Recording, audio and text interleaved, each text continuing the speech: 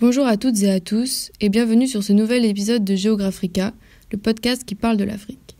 Moi c'est Jeanne et aujourd'hui nous partons au Nigeria avec Sacha qui va nous parler cinéma. Salut Jeanne et salut à tous. Et oui, aujourd'hui on va parler cinéma parce que vous connaissez tous Hollywood. Vous connaissez aussi sûrement Bollywood, mais connaissez-vous Nollywood ? Il est probable que non, et pourtant cette appellation caractérise le cinéma nigérian, qui est aujourd'hui le second le plus productif au monde derrière celui de Bombay. 50 films sont réalisés chaque semaine et plus de 2000 longs métrages sortent chaque année. Très peu de données sont disponibles sur cette industrie qui malgré tout en 2014 a généré 2% du PIB nigérian et plus d'1 million d'emplois dont 300 000 emplois directs. Les films nigérians sont aujourd'hui visibles sur de nombreuses plateformes comme Nollywood TV, Iroko TV ou encore Netflix, mais nous y reviendrons plus tard après un bref point d'histoire. À ses débuts, il n'existe pas de réalisateurs, d'acteurs ou de producteurs, seulement des marchands de cassettes qui, pour se distinguer de leurs concurrents, s'enregistrent sur leurs cassettes VHS. Dans les années 90 et sous la dictature de Sani Abacha, de 1993 à 1998, la télévision est contrôlée et sert à la glorification du régime. De nombreux techniciens sont renvoyés, des cadreurs, des ingénieurs son, et vont alors commencer à produire leurs propres films. En parallèle, les mêmes années sont marquées par l'arrivée sur le continent de caméscopes japonais au prix abordable et qui vont permettre la réalisation de films de meilleure qualité et à chacun de pouvoir créer. Les supports de diffusion des films étaient à cette époque presque exclusivement les cassettes et ont évolué plus tard dans les années 2000 avec l'arrivée des CD et des DVD. Très peu de films sont diffusés à la télévision et encore moins au cinéma, qui sont peu répandus et difficilement abordables. Et du coup, quel est le premier film qui a vraiment marqué le démarrage de ce qu'on appelle Nollywood ? Alors c'est en 1992 que sort le film considéré comme le point de départ du cinéma nigérian. C'est Living in Bondage, réalisé par Chris Obirapu, qui sera vendu exclusivement sur VHS et écoulé à 500 000 exemplaires. Il dépeint l'histoire d'un homme dont le désir de fortune l'a poussé à intégrer une secte sataniste et à s'adonner à ses rites. Ce qui lui vaut d'être hanté par le fantôme de son ancienne épouse, qu'il sacrifie en l'échange de la prospérité. Un film dont la suite, Living in Bondage Breaking Free, est sorti récemment en 2019. Et donc depuis Living in Bondage, quel type de films ont été réalisés et de quel sujet traite-t-il la plupart du temps ? Le cinéma nigérian est marqué par une diversité de domaines, allant des séries comme Desperate Housewives Africa, des longs métrages comme October One, Olo Touré ou The Burial of Mojo, ou des comédies musicales, des films d'horreur, des comédies romantiques comme The Wedding Party, mais aussi des films d'animation qui sont de plus en plus développés. C'est le cas par exemple de Garbage Boy and Trash Can, de Ridwan Moshood, qui a été récompensé par le prix Creative Labs de Cartoon Networks. Les films d'animation qui se développent peu à peu dans plusieurs pays du continent, parfois même sous des formes de coproduction panafricaine.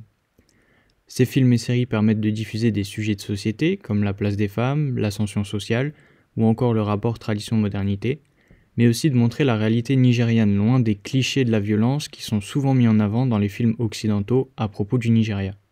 C'est aussi un support pour des sujets plus sensibles, comme le trafic d'êtres humains, la prostitution ou encore la migration clandestine. Dans les cas des films d'animation comme Garbage Boy, ils permettent également aux productions africaines de se réapproprier des supports audiovisuels, quasi tous dominés par des histoires et des personnages occidentaux. Il est vrai que l'industrie cinématographique est largement dominée par les Occidentaux, mais surtout par les hommes occidentaux, qui sont omniprésents, pas seulement en tant qu'acteurs, mais surtout dans les postes à responsabilité de réalisateurs, de producteurs et tous les techniciens. En effet, l'association Women in Film montre que sur les 5 dernières années, seulement 4,3% des films à gros budget réalisés à Hollywood ont été réalisés par des femmes. Donc qu'en est-il pour Nollywood ? En fait, pour Nollywood, les plus grandes figures sont des femmes, qu'elles soient à des postes de réalisatrices, actrices ou encore de productrices. Selon Chioma Oudé, elle-même productrice, cela s'explique par un accaparement par les hommes des postes au gouvernement ou encore dans les industries extractives où les femmes ont été mises à l'écart.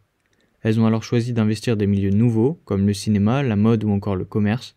Des actrices comme Nadia Buhari ou Geneviève Nnaji sont aujourd'hui les figures les plus célèbres de l'industrie du cinéma nigérien. Ici, on aime bien parler de géographie. Alors aurais-tu un exemple de la dimension géographique du cinéma nollywoodien ? Bien sûr, parler du cinéma nigérian nous permet d'aborder 2 dimensions géographiques qui sont intéressantes, des dimensions qu'on retrouve tant sur la production que sur la diffusion des films. En fait, pour la production, chacune des régions a ses domaines de prédilection. On pourrait parler d'une sorte de régionalisation du cinéma. Les films produits autour de Kano, par exemple, au nord du pays, sont marqués par une influence bollywoodienne, souvent tournés vers les comédies musicales en langue Hausa. Tandis qu'au sud, les films produits par les Igbo sont majoritairement en anglais et destinés au marché international.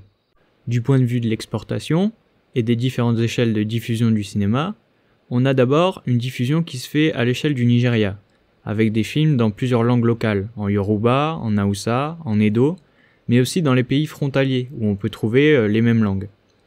On a aussi la création de festivals du cinéma africain, qui se tient notamment au Nigeria, qui est l'Afrif, qui a été créé par Chioma Ude, que j'ai cité précédemment, et qui réunit tous les ans à Lagos l'ensemble de l'industrie du cinéma nigérian. On a aussi un festival qui a été créé, le Festival international du film d'Abuja, qui se tient du coup dans la capitale.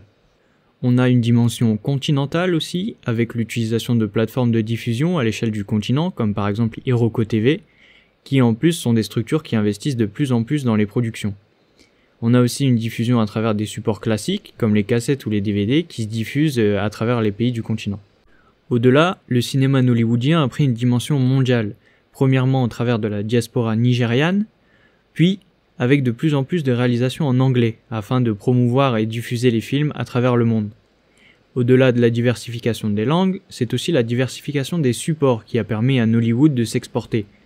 La diffusion sur des plateformes de streaming comme Nollywood TV, Iroko TV ou encore Netflix ont permis l'exportation de nombreux films, mais aussi la possibilité de regarder sur différents supports comme les mobiles, les ordinateurs, qui permet donc à chacun de regarder sur le support qu'il désire. Et en fait, au travers de ces dimensions géographiques, on peut voir le clivage qui existe entre deux types de réalisation. Premièrement, on a les films qualifiés de low budget, qui sont souvent autofinancés et considérés de basse qualité tant sur le point de vue technique qu'artistique, qui se diffusent souvent via les supports classiques que sont les CD, les DVD, voire la télé. Ils sont souvent en langue locale ou en anglais mais ne dépassent pas les frontières du continent. À l'opposé, on a les films qualifiés de gros budget, donc qui captent les financements par les chaînes de télé ou les plateformes de diffusion et qui se diffusent à plusieurs échelles. C'est le cas par exemple du film à succès October One de Kunle Afolayan et ses 3 millions de dollars de budget. Ces films à gros budget ont plus de succès à l'international et sont beaucoup moins prisés par la population nigériane puisqu'ils sont en totale déconnexion avec les réalités de la population et la culture populaire. Avec des films par exemple qui dépeignent souvent l'histoire de riches actifs, habitant des quartiers fermés et cherchant l'ascension sociale, et qui parlent souvent un anglais qui est très courant et très standard. Merci beaucoup Sacha, et merci à tous d'avoir suivi cet épisode. On espère qu'il vous a plu. Si c'est le cas, n'hésitez pas à nous le dire et à nous faire part de vos remarques. On se retrouve lundi prochain pour le premier épisode portrait consacré à Thomas Sankara et à sa lutte au Burkina Faso. Bonne semaine à tous!